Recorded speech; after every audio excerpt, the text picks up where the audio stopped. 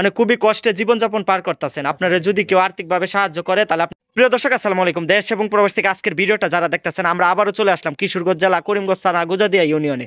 এই যে দেখতেছেন রফিক ছেলেটার নাম, ওনার শিকলে বন্দি জীবন, প্রায় 8-10 বছর ধরে শিকলে বন্দি জীবন। তাদের যে ঘরের যে অবস্থা দেখেন, বাংলাদেশে এখনো মানুষ দরিদ্র আছে, এখনো মানুষ অসহায় আছে, মানে তার চিকিৎসার যে খরচটা এখন আর চালাইতে পারতেছে না। আসসালামু আলাইকুম। ওয়ালাইকুম আসসালাম। কেমন আছেন? ভালো।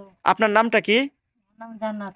উনি কি হয়? উনি আমার ভাই হয়। আপনার ছোট ভাই। অনেক দিন ধরে তো শিকলে বন্দি জীবন কাটাইতাছে। জি জি। কতদিন ধরে? প্রায় 12-13 বছর ধরে। উনাকে কোনো চিকিৎসা করার নাই আপনারা? উনারা পাবনা নিয়ে হয়েছে, অনেক কিছু টাকা পয়সা করে কষ্ট করে জোগাড় করে পরে উনি ভালো হয় নাই। এখন পর্যন্ত ভালো হয় নাই? না না। উনার পিছনে তো অনেক টাকা ব্যয় করে ফেলছেন। জি জি। বাসা বাড়িতে এসে কি অনেক বিশৃঙ্খলা করে নাকি? জি করে, মানে এই কারণে শিকল দিয়ে পায়ে বেঁধে রাখছেন? সবকিছু ভাঙ্গে ফেলা, সব আমরা মারধর করে অত্যাচার করে, এই জন্য আমরা মানে শিকল বেঁধে রাখছি। আপনার মা বাবারে অনেক আঘাত করে? হ্যাঁ, আঘাত করে। আপনার বাবাও তো প্যারালাইসিসের রোগী। আমার আব্বা ফের আছে লুগি, আমার ভাই এরকম অসুস্থ, আমার আব্বা অসুস্থ এরকম। মানে ওদেরকে মারধর করে, সবকিছু ভাঙ্গে ফেলায়, এই জন্য শিকল দিয়ে আটকানো রাখছে আর কি। মানে এখন যে যে উনার যে বন্দি জীবনটা যে কাটাইতাছে, আপনাদের কি কষ্ট লাগে না আপনাদের চোখের সামনে? হ্যাঁ, কষ্ট লাগে, অনেক কষ্ট লাগে। তো উনি কি লেখাপড়া করে নাই? করছে টুকটাক। মানে উনি অসুস্থটা হয় কিভাবে? টাকা চাকরি করতো, বিভিন্ন ছেলেদের সাথে মিশে এরকম হয়েছে। এখন কি করা যাইব? তার জীবন নষ্ট হয়ে গেছে গা। নেশা টেশা করতো উনি? না, নিজে সে তো করতো না।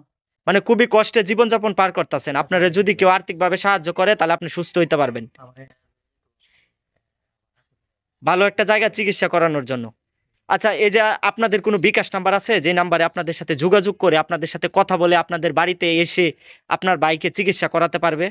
আমার আমার এই বিকাশ নাম্বার স্ক্রিনে দেওয়া হয়েছে। যদি আপনারা সবাই আর্থিক ভাবে সাহায্য করতে পারেন তাহলে করেন, যেন চিকিৎসা করে করাতে পারি।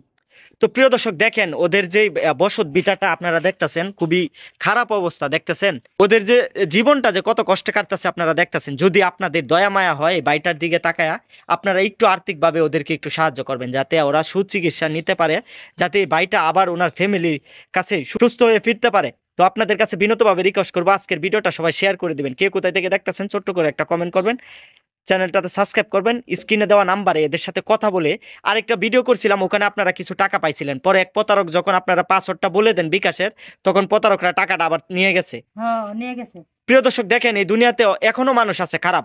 আরেকটা ভিডিওতে ওদের বিকাশ নাম্বার দিছিলাম, ওখানে অল্প কিছু টাকা পাইছিল। পরে প্রতারকরা আপনাকে কি বলছিল ফোন দিয়া? বলছে আমার বিকাশ নাম্বার দিতে, মানে বলতে হবে, আমি বলি না। তারপর মানে যেভাবে মাস থেকে নাম্বার নিচ্ছে, নিয়ে আবার টাকাগুলো নিয়ে গেছে। মানে আপনারা বলছে বিকাশের পাসওয়ার্ডটা বললে টাকাটা আপনার অ্যাকাউন্টে ঢুকবো, হ্যাঁ হ্যাঁ, এগুলো মিথ্যা কথা বলে আপনার কাছ থেকে আবার টাকাটা ফিরায় নিয়ে গেছে। নিয়ে গেছে।